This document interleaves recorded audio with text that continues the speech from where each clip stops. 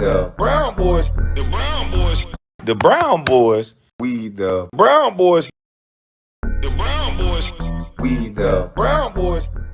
Now, another reason why I think that they always don't like what I say, I call things down the middle and people don't like that.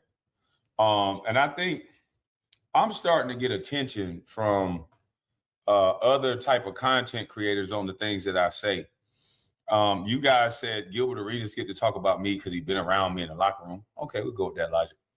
I've been around MJ, I've been around Kobe, and I've been around LeBron. But when they have this GOAT debate, I give my opinion and I give it matter of fact. And I don't give it based off of numbers. I don't give it based off of any of that. I give it based off of will, determination, grit, domination, playing both sides of the ball, impact, what they bring to the game. All of these things are factors into this whole GOAT thing that everybody talk about. And so when I talk about it, the only thing they can do is attack me because they know there's a lot of validity in what I'm saying. Hold on, let's see. But when I said LeBron James don't get back on defense, right? I wasn't saying that to pick on LeBron. I wasn't saying that to disrespect his legacy. I was saying that because it's true. We all love LeBron, but we know he is not going to run back on defense if he don't score the ball on the offensive end. It's a break. He don't get the ball. You know he's not running back. But he doesn't run back, and it gets an automatic layup for the Pelicans. I know Bron is great. I know he's good, but you can't do that, Bron. And then, of course, they just going to throw him the ball. It goes out of. And more often than not, this is what you see. You see LeBron James, and he did this way before he got old. You see LeBron James not running back on defense. You see him cherry picking on offense. And then you see people saying, look at his stat line. But when I watch the course of the game, I don't care about the stat line because I'm seeing the way he plays the game. And the way he plays the game would be somebody I wouldn't even want to play with. I wouldn't want to play with him because he don't like accountability. In a film session, he's probably arguing with the film. I did run back. Fuck that. Rewind the tape. Play it again. I ran back. The tape lying on me. The tape hating on me because I'm the king. That's probably what he's doing in the film session. Rich Paul, come in here. Tell the tape. Do something with the tape. How do you argue with film? Film don't lie. We have a bunch of hyper, like teenage style guys that are talking about sports that really don't know shit about basketball. LeBron is the greatest. He did this, he did that. I'm not taking away from his greatness. If you think he's great, think it. But does that mean he run back on defense?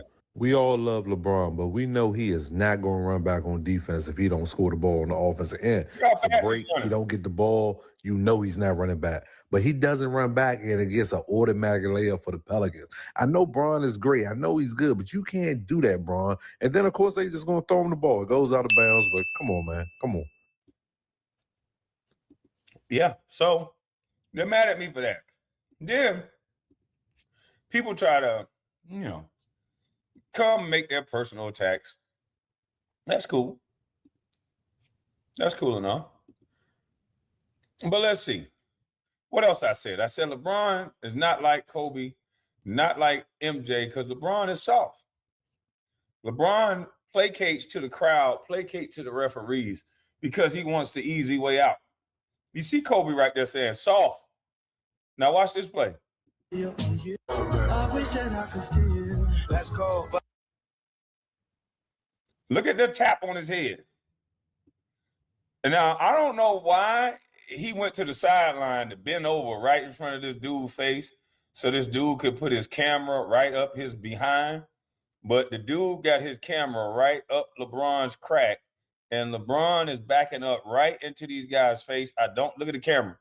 I don't know what he's doing right there, but maybe he was thinking about the Diddy party after.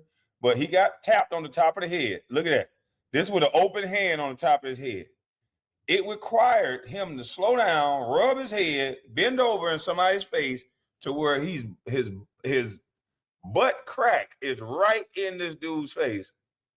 Do he still got a soft spot from when he was a baby or something? Because he literally just got tapped with an open hand. Now, what is going on? Does he still have a soft spot like a baby? Watch this. This little tap. That's all it was. Is he that tired that he needs that much rest? And why is he bending over in these people's face like this? But okay, so when I call that out and I say LeBron is soft, he placates to the ref, this is lame, and he does this throughout the game so that refs gives him easier calls. So, okay, I'm wrong about that too. Now, I say Kobe is the best because he practiced that way. He prepared that way. And he didn't cheat the game. The little nuances of the game, he didn't stop doing it until he couldn't do it. A true warrior, a true boxer, a true fighter, they go out on their shield. And some of them retire, undefeated. I don't tell y'all what to do. But some of these warriors, they go out on their shield. Muhammad Ali, they go out on their shield. They want to fight till they can't no more. And Kobe did everything right until his body failed, until he couldn't do it, until he couldn't get over the screens the right way. And then he retired. But let's watch the way Kobe turn up. Watch the way Kobe get over screens and shit.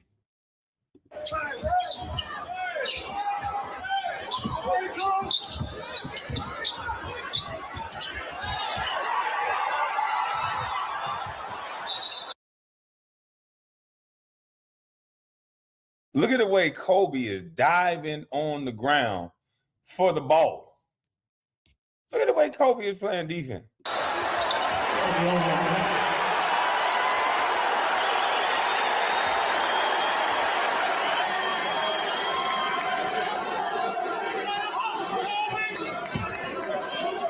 Look at that.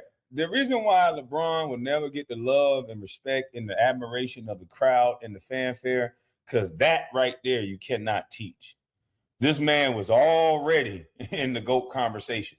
He's already one of them guys while he's stretched out on the floor like that, diving with reckless abandonment. Remember I said that word, diving with reckless abandonment as if he's still a teenager and he's already a champion. He's already that guy, but he's over there playing like he don't got nothing. And that's how you play this game. You don't cheat this game. So when I say cheating the game, this is what I mean. He definitely didn't cheat the game. So Kobe fans love him because at his core, nobody said Kobe was the nicest guy in the world. You didn't like him like that, but you respected him because of what he did, because of what he brought to the game.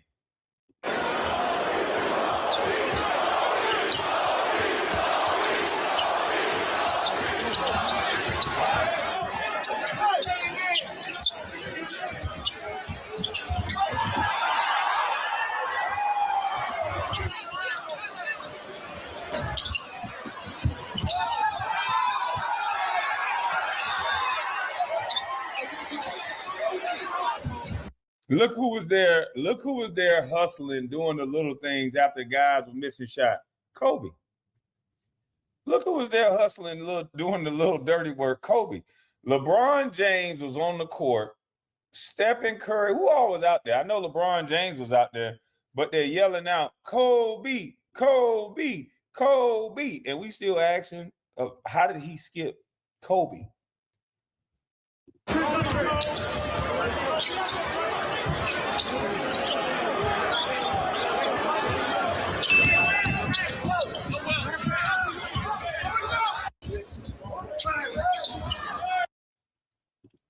Won't allow himself to be screened.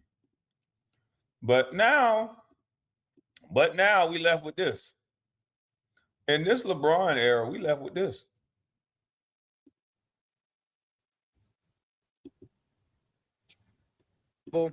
Look at this carry. He just ran 5 steps in between. There's the dribble. And then another 5 steps, dribble to get to the hole, start blowing the whistle.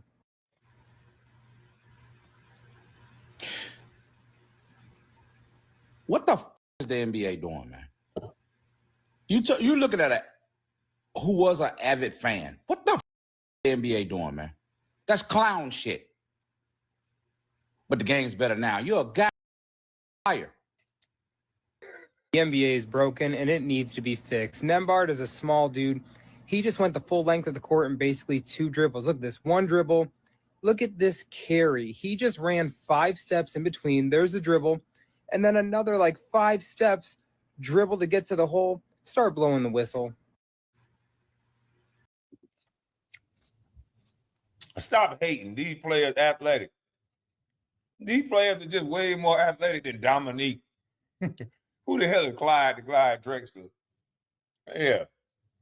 Who the hell is Spud Webb? These players are so much more athletic.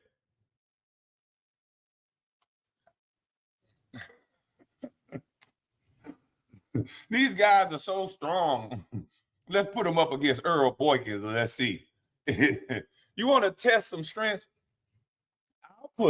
Just go get me a guy in the league and we'll match body weight and strength with Earl Boykins and go get whoever you want to go get. And I'll take Earl Boykins. And we'll see about this, who's stronger and who's this in this league today. Let's just go get Earl Boykins.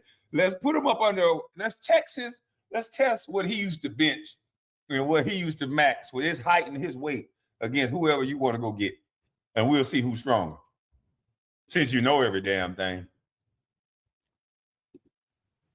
We won't even go get the real strong guy. We'll get Earl. But let's keep going, because here's what it is. When you start getting picked up, I know Gil and all these guys attack me because they know that I have a lot of validity in what I'm saying. You don't have to like me. You don't have to like the cadence that I speak with. You don't have to like nothing about me. You don't have to like my game, but I am witty enough that if you tell me about, I didn't know that the rules were set that if you talk about basketball, then you had to have been some superstar caliber player. It couldn't have been an NBA player, ain't good enough. So does that go for Stephen A., Kornheiser, Will Bond, all these other guys that talk sports? Does that go for Bull Tongue, Shannon Sharp, Ocho Cinco, all these guys, or no? It's just me? Oh, okay.